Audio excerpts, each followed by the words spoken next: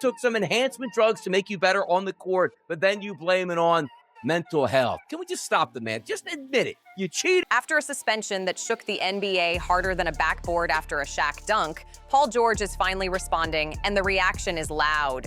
Critics are talking, insiders are whispering, and some people swear that somewhere inside all this noise, George might even be throwing a little shade toward LeBron.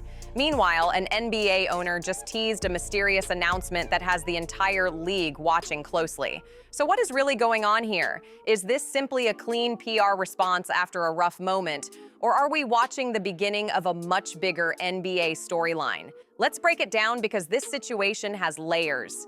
Everything exploded on January 31st, 2026, when Paul George's name suddenly appeared in headlines like a shocking twist nobody predicted. No leaks, no rumors floating around online, not even a single insider hinting something was coming. The news just dropped. The NBA announced that the Philadelphia 76ers forward, a 9-time All-Star and one of the smoothest two-way players in the league, had been suspended for 25 games without pay for violating the league's anti-drug policy. 25 games, just like that, gone. Some enhancement drugs to make you better on the court, but then you blame it on mental health. Can we just stop the man? Just admit it. You cheated. You need a little bit extra kicker. Just admit it. Just admit it. You're getting older here. You're feeling the weight of that contract. You want to make sure that you're a good player on the Philadelphia 76ers. The fact that he deflected and made it about mental health was just crazy. Just own it and move on because, Donnie, nobody will care in another week. You've got a team together that's finally winning. They put it together. You swallow hard and you realize that you made the plan to be over. And the timing could not have been worse. George was only in his second season with the Sixers after signing that massive 4-year, $212 million contract back in July of 2024. This was supposed to be the comeback chapter for Philadelphia. The vision was clear. A powerhouse trio with George, Joel Embiid, and Tyrese Maxey ready to push the franchise out of years of frustration and finally chase something bigger. Fans were dreaming about playoff runs and redemption stories. Instead, the team suddenly found itself buried in questions, rumors, and nonstop speculation about what really happened. The irony made the situation even more dramatic. Just 4 days before the suspension announcement, George had delivered his best performance as a Sixer. On January 27th against Portland, he exploded for 32 points and drained 9 three-pointers. The jumper was smooth, the confidence looked back, and fans were saying it felt like vintage PG-13 again. It looked like the Paul George people remembered from his Pacers and Clippers days. Then suddenly, everything flipped. One moment he was lighting up the scoreboard, the next moment he was the biggest headline in the league.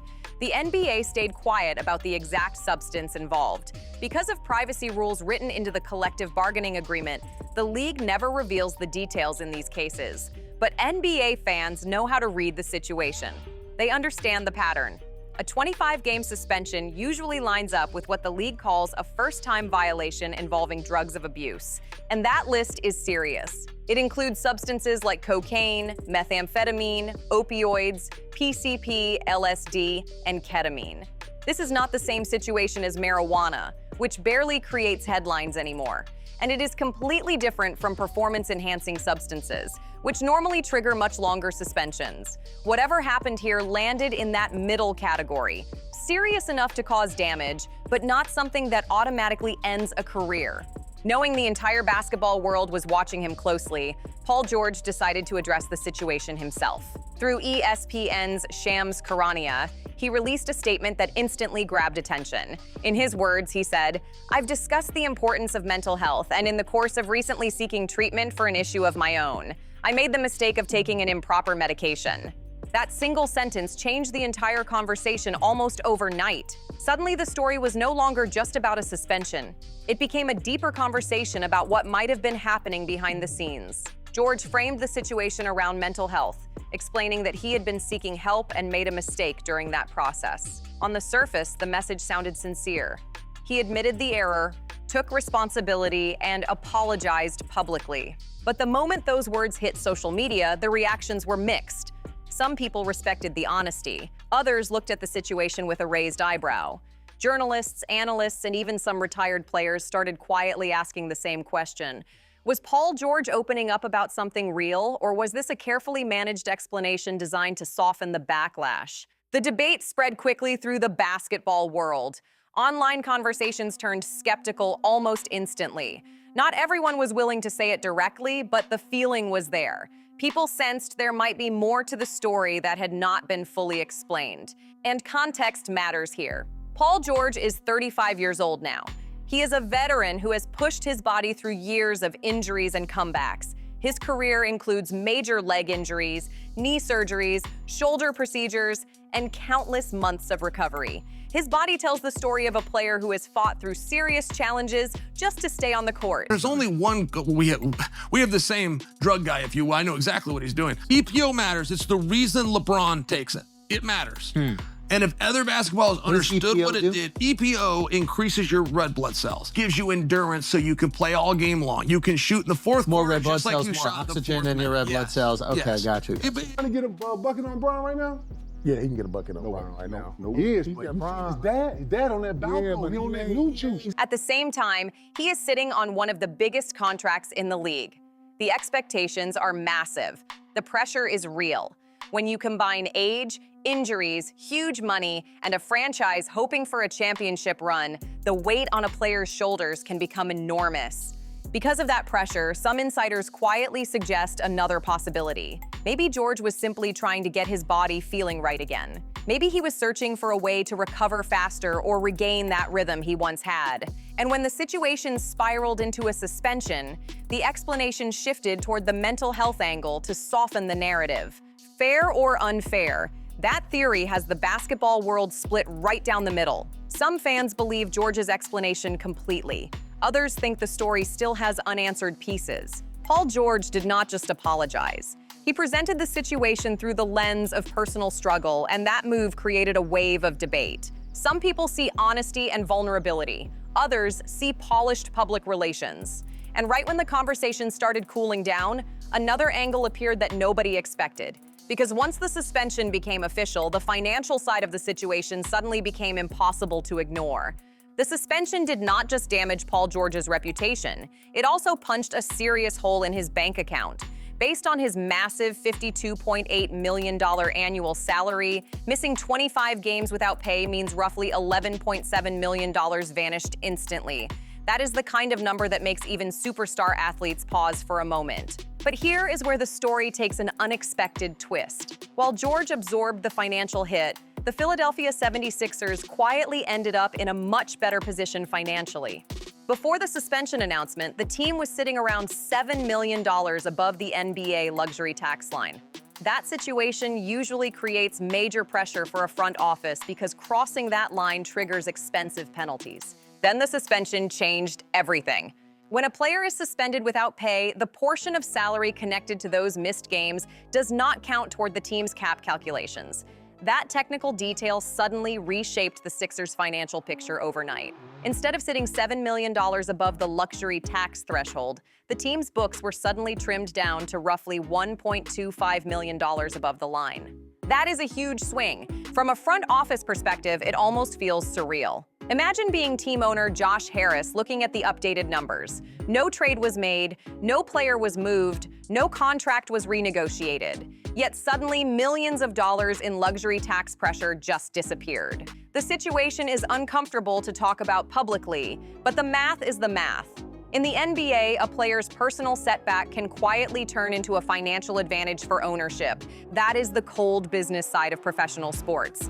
And the timing could not have been more interesting. The NBA trade deadline was approaching on February 5th, giving the Sixers a sudden opportunity.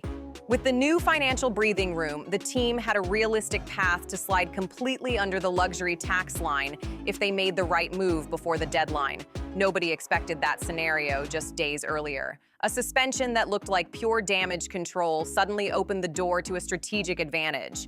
But as surprising as the financial angle was, the real storm was still building. Paul George's suspension did not just shake up Philadelphia's roster. It opened a conversation the NBA has quietly tried to avoid for years. His punishment, his explanation, and the wording of his statement all pulled back the curtain on a much bigger discussion happening behind the scenes in professional sports. Very quickly, the focus shifted away from George himself. Suddenly, the chatter was about the league as a whole. Fans, commentators, and insiders began asking uncomfortable questions about whether similar situations might exist elsewhere across the NBA. And once that door opened, the conversation quickly drifted toward one massive name: LeBron James. Around sports circles, one phrase began spreading rapidly. People started referring to the Whisper Network. It describes rumors that float quietly around locker rooms, training camps, and private conversations, but rarely appear in official headlines. Once George received that 25-game suspension and linked the situation to taking an improper medication during treatment, some insiders began asking a controversial question. If one player can receive a major suspension for taking the wrong substance, should the league be taking a closer look at everyone else? And when people said everyone, they were not talking about rookies or bench players, they were talking about superstars. Now, to be clear, this rumor is not new.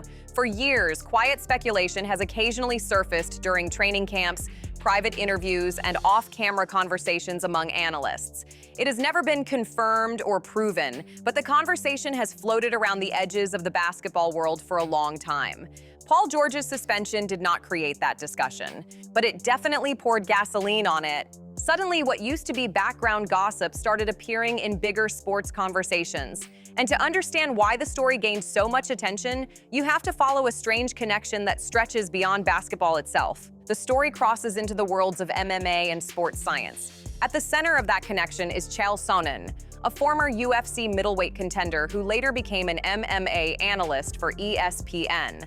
Sonnen has always been extremely open about his own career mistakes involving performance enhancers. During his fighting career, he failed multiple drug tests and in 2014 received a 2-year suspension after testing positive for substances including EPO and human growth hormone. Because of that history, when Sonnen talks about performance-enhancing substances, people tend to listen carefully.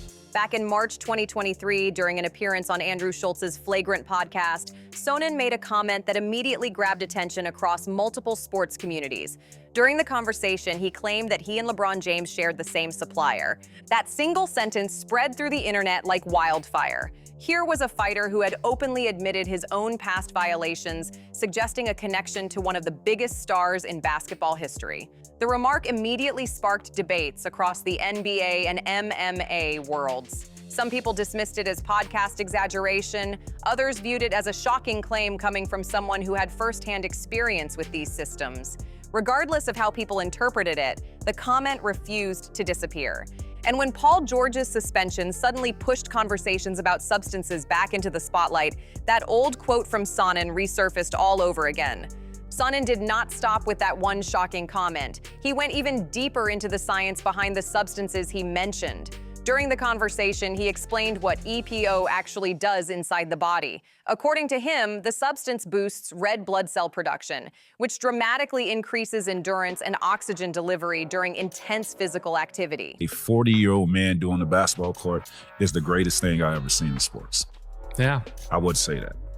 It is the greatest thing my eyes have seen in sports. It seems like he can play till he's 45 For sure. if we want to. 48 if I don't know how he's doing it. Yeah. I hope it's the right. He was on steroids, bro. He had to sit out. He was on steroids for real. They was like, yo, and he had to sit out. Like, he said his back was hurt, and he sat out for like 3 weeks, and he came back skinny. We were literally giving LeBron praise of how dominant he was.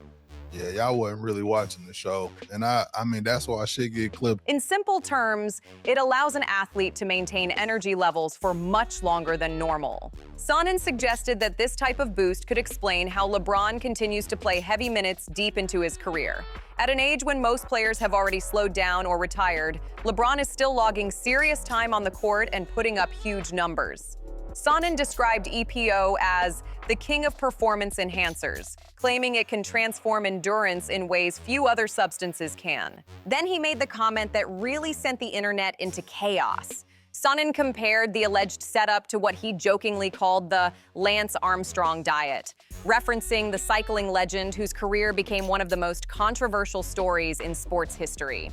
In Sonnen's words, that formula included a mix of EPO, HGH, and testosterone. That statement immediately exploded across social media. Suddenly, the NBA found itself dragged into a conversation it has spent years trying to avoid. The league has always presented itself as strict when it comes to testing and compliance. So hearing such bold claims from a well-known former athlete created a wave of debate. Some fans dismissed Sonnen's comments as podcast exaggeration. Others wondered whether there was something more behind the statement. And Sonnen did not walk it back. In February 2024, during an appearance on the P podcast, he repeated the claim again. He once more suggested that he and LeBron had been connected to the same supplier and said he personally did not see it as a shocking revelation. Normally, a comment like that might have faded away as another wild sports podcast moment. But this time, the story kept growing, because the next person who entered the conversation was not from the world of MMA. The next voice came from an NBA legend. Enter Kevin Garnett. On February 23, 2024, during an episode of the KG Certified podcast with Paul Pierce, the two Hall of Famers were casually joking about whether LeBron's son, Bronny, could score against his father in a one-on-one matchup. Paul Pierce laughed and suggested that Bronny might manage to sneak in a bucket or two. But Garnett responded with something that instantly caught attention. Out of nowhere, he said, "He on that new juice." The room paused for a second. At first glance, it sounded like classic Kevin Garnett banter. Garnett has always been known for intense trash talk and fiery personality, so the line could easily have been interpreted as playful joking. But longtime basketball fans know Garnett is also extremely deliberate with his words, and that phrase carried a deeper meaning. New juice is often used as a subtle reference to the infamous Balco scandal, the Bay Area laboratory that was involved in one of the biggest doping controversies in American sports. That investigation famously connected several high-profile athletes, including baseball stars Barry Bonds, Marion Jones, and Tim Montgomery, to undetectable performance-enhancing substances. So when Garnett casually dropped that phrase during a conversation about LeBron, some listeners viewed it as more than just a joke. It sounded like a wink. Then another NBA star entered the conversation. In April 2025, Tracy McGrady was asked about LeBron's incredible longevity during an interview. McGrady began by praising LeBron's work ethic, discipline, and commitment to staying in elite condition. He talked about how impressive it was that LeBron continued to dominate the league after more than 2 decades. But then McGrady paused for a moment and quietly added one sentence. He said, "I just hope it's the right way." That short comment immediately grabbed attention. It was not an accusation. McGrady did not directly claim anything, but the tone of the statement left room for interpretation. Coming from a former superstar who understands the physical demands of the NBA better than almost anyone, the remark landed differently than typical fan speculation. When a respected veteran raises even a small question about how another athlete continues performing at that level, people listen carefully. McGrady later added that if LeBron's success were not achieved the right way, it would be devastating for the sport. Again, he never pointed fingers, but the message was strong enough that many fans began reading between the lines. Then things escalated further. In July 2025, former NBA guard Jeff Teague brought the conversation into the spotlight during an episode of his Club 520 podcast. Unlike the earlier comments, Teague was not subtle. During the discussion, he openly questioned whether LeBron's physical transformation during his Miami Heat years looked completely natural. Teague pointed to a specific moment in time. Around the period when the NBA introduced HGH testing, LeBron reportedly missed time due to a back issue. When he returned, Teague said he appeared noticeably leaner than before. That observation quickly spread across social media. Clips from the podcast went viral almost immediately, triggering heated debates among fans. Within days, Teague attempted to clarify the situation during a conversation on Patreon. He said his remarks were meant as a joke and insisted that people had misunderstood the context. According to him, the media had clipped the segment in a way that made the comment sound more serious than intended. But by then, the discussion had already taken on a life of its own. Teague even revealed that Draymond Green had privately messaged him advising him to stay away from mentioning LeBron's name in that context. Teague joked that even his own father called him afterward asking if he was trying to create problems for the family. That shows how tense the conversation had become. By the summer of 2025, the speculation reached another level when longtime NBA reporter Rick Boucher from Fox Sports addressed the topic directly on his On the Ball podcast. Boucher said that discussions about LeBron and performance-enhancing substances were not just random internet rumors. According to him, the topic had circulated quietly around the league for years. He described it as what some people inside basketball refer to as an open secret. Booker emphasized that he had no concrete proof, which is why he did not present the claims as fact. But he explained that players, coaches, and executives sometimes talked about the idea casually in private conversations, not as a confirmed truth, but as a rumor that simply refuses to disappear.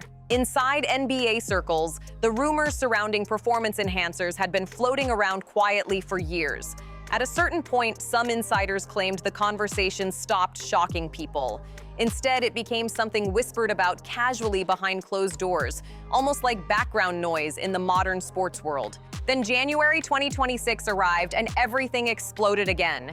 When Paul George was handed that 25-game suspension, the discussion that had been simmering for years suddenly boiled over. His situation did not just put a spotlight on him. It cracked open a much bigger debate that many people inside the basketball world had been carefully avoiding. Suddenly, the question everyone had tiptoed around started getting asked out loud. If Paul George can receive a major suspension for taking an improper medication, then why does it feel like the same level of scrutiny is not always applied equally across the league? Fans, commentators, and former players began debating whether the system truly treats every player the same way. And once that conversation started, one name kept appearing in the discussion: LeBron James. The topic took center stage on the February 3rd, 2026 episode of the Gil's Arena podcast, where former NBA star Gilbert Arenas and Rashad McCants tackled the situation directly. The conversation began with empathy toward Paul George. The panel acknowledged the pressure he faces as a veteran player dealing with injuries, expectations, and the weight of a massive $212 million contract. They did not defend the violation, but they clearly understood the pressure that comes with competing at the highest level of professional basketball. Still, even while showing compassion for George's situation, one uncomfortable question kept hanging over the discussion. Why does it sometimes feel like the rules are not applied the same way to everyone? Gilbert Arenas laid out his perspective very clearly. Losing a star player for 25 games during the middle of a competitive season is devastating for any team chasing a championship. But Arenas suggested the real curiosity was not just the suspension itself. The timing of the test also raised eyebrows. According to Arenas, the situation did not feel completely random. He pointed out something fans had already noticed. Just days before the suspension, Paul George had delivered one of his best performances of the season. Against Portland, he exploded for 32 points and drained 9 three-pointers, looking smooth, energetic, and explosive on the court. For a 35-year-old veteran who has battled injuries throughout his career, the performance looked almost like a throwback to his prime. And that is where Arenas introduced his theory. When a veteran player suddenly appears to move with the burst and energy of someone 10 years younger, the league might start paying closer attention. According to his view, those types of performances can sometimes trigger additional testing. In other words, success itself can draw scrutiny. Arenas was not defending rule violations. Instead, he was highlighting what he described as a pattern within professional sports. The league rules themselves may not change, but the circumstances surrounding when and how testing occurs can sometimes raise questions. That was his main point. The system enforces the rules strictly once a violation appears. If a test result comes back positive, the punishment is clear. But the bigger debate revolves around how testing decisions are made and whether every player experiences the same level of attention. That is where Rashad McCants pushed the conversation even further. Just lost one of the players of the big three for 25 games. We all seen it. And motherfuckers out there doing windmills and 360s. You can't do that, man. You just can't do it. You just can't get caught. I believe him when he say this is mental health medicine. If I can't do this I want to do because of my body. I think in adversity, there's opportunity. So obviously this is an unfortunate situation, almost to see him miss time, especially under these terms. He questioned whether the testing process across the league is truly consistent. If one player can be tested during a particular stretch of the season, why do other stars appear to move through similar situations without facing the same level of scrutiny? McCants then expanded the conversation beyond basketball. He spoke about the broader pressure that exists inside professional sports culture. Athletes often carry enormous expectations from teams, fans, media, and sponsors. when injuries pile up and careers depend on staying competitive. The pressure to perform can become overwhelming. According to McCants, that environment sometimes pushes athletes to hide physical pain or personal struggles instead of openly asking for help. He also emphasized the stigma that still surrounds mental health conversations in sports. Players may hesitate to talk openly about their challenges because they fear being judged as weak or unreliable. In those moments, the temptation to look for quick solutions can grow. McCants argued that if leagues truly want to protect athletes, they must apply the same standards across the board. Whether it is Paul George fighting to return from injuries or another superstar continuing to perform deep into their career, fairness must remain the foundation. By the end of the Gills Arena discussion, one thing became very clear. This story was no longer just about Paul George. The debate had grown into a larger question about fairness, transparency, and trust inside the league. Fans and commentators were no longer focusing only on one suspension. They were examining the broader system and asking whether every player truly operates under the same conditions. And when people step back and look at the full picture, the conversation becomes even more fascinating. Because one fact remains impossible to ignore. LeBron James is now 41 years old and competing in his 23rd NBA season. Yet he continues to produce elite numbers, averaging around 22.5 points, 5.4 rebounds, and 7.2 assists while shooting roughly 60% true shooting. Those are statistics many players struggle to reach even during their prime years. Over more than 2 decades in professional basketball, LeBron has never failed a drug test under the NBA's testing program. And yet, despite that record, the whispers around his longevity continue to circulate in sports conversations, refusing to disappear completely. Those whispers never really fade. They keep circulating, popping up again and again because many fans believe the rumors are not just random internet chatter. They point to pieces of information that exist on paper, details buried inside investigations that mainstream sports coverage rarely explores too deeply. When people start digging through that trail, one name appears that baseball fans remember very clearly: Biogenesis of America. Back in 2013, the DEA launched Operation Strikeout, a major investigation into Biogenesis, an anti-aging clinic based in Coral Gables, Florida. Authorities believed the clinic was supplying performance-enhancing substances to athletes. The investigation quickly turned into one of the biggest doping scandals modern sports had ever seen. Major League Baseball stars such as Alex Rodriguez and Ryan Braun were eventually suspended, and more than 20 MLB players were connected to the scandal in various ways. The fallout shook professional baseball. But here is the detail many casual sports fans never realized. The investigation did not stop with baseball. When the unredacted DEA files finally surfaced years later, more than 400 pages of documents revealed that the probe had reached far beyond the MLB. Inside those pages were references that caught the attention of the basketball world.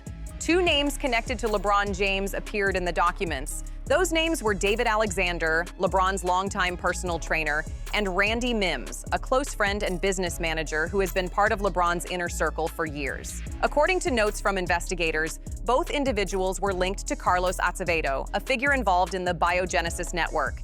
Investigators reported that Acevedo told authorities he had supplied Alexander with substances such as peptides, testosterone, and HCG.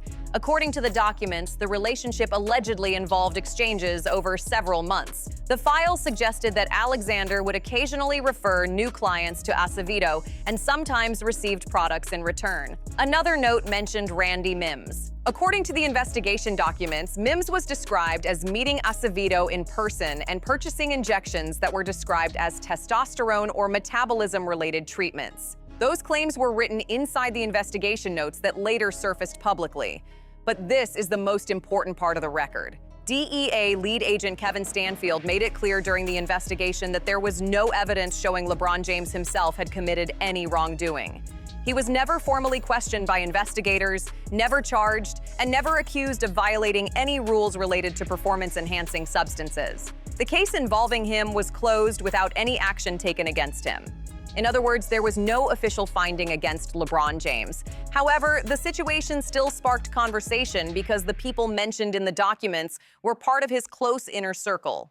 His personal trainer and his business manager were both connected in some way to an investigation involving one of the most notorious doping networks in American sports history. Even without proof involving LeBron directly, that kind of proximity can keep speculation alive. In professional sports, rumors often grow when connections appear between athletes and controversial investigations. Even if no wrongdoing is proven, the existence of those links becomes something people continue discussing for years afterward. That is one reason the whispers surrounding LeBron's longevity never fully disappeared.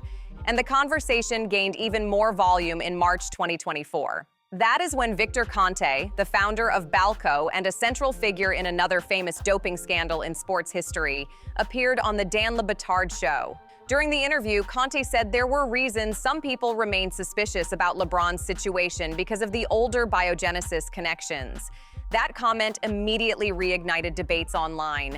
Suddenly, the quiet speculation that had existed for years began spreading across sports discussions again.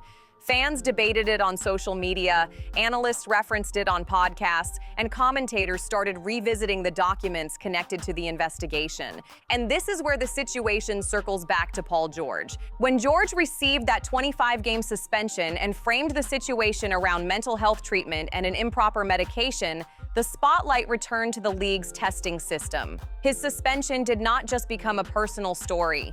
It reopened the entire conversation about how testing, discipline, and fairness operate inside the NBA. Because the contrast was hard for some fans to ignore, a 35-year-old former All-Star suddenly loses 25 games and nearly $11.7 million after a violation connected to medication. At the same time, a 41-year-old global icon continues to perform at an elite level after more than 2 decades in the league, while rumors swirl around him from fighters, former players, and old investigation documents. That contrast became the center of the debate. Meanwhile, the Philadelphia 76ers were left dealing with the immediate consequences of George's absence. Head coach Nick Nurse addressed the situation publicly, saying the team was disappointed but focused on moving forward. He reminded reporters that George remained an important part of the organization and that the team would continue supporting him. The NBA's media coverage quickly shifted toward basketball again. Analysts on the NBA on Prime broadcast focused on how Philadelphia could survive during George's absence. They discussed the return of Kelly Oubre Jr., the possibility of Tyrese Maxey carrying a larger offensive role, and the adjustments the team might make while waiting for George to return. That response followed a familiar pattern in professional sports. When controversy appears, the league often shifts attention back toward the games themselves. The conversation moves to lineups, rotations, and upcoming matchups, while the larger debates slowly fade from the headlines. But in this situation, the conversation did not disappear. One reason is the topic of LeBron's longevity itself. Reports have long suggested that he spends more than $1.5 million each year on recovery and physical maintenance. His routine reportedly includes cryotherapy sessions, hyperbaric oxygen chambers, specialized recovery technology, private chefs, and highly structured training programs. Supporters say that dedication explains everything. To them, LeBron's longevity is the result of extreme discipline and a willingness to invest heavily in his body. They argue that his career represents the modern blueprint for athletic longevity in the NBA. Critics, however, sometimes raise a different argument. They point out that the NBA's testing policy allows for a limited number of random tests during the season, often around 4 checks per year. Some medical experts have also explained that certain substances can leave the bloodstream quickly depending on timing and dosage. Because of that, critics argue the testing system may not catch every possible scenario. Still, one fact remains absolutely clear. As of February 2026, LeBron James has never failed a drug test, never faced a league investigation for performance enhancers, and has never been formally accused of violating the NBA's substance policies. There is no confirmed evidence against him.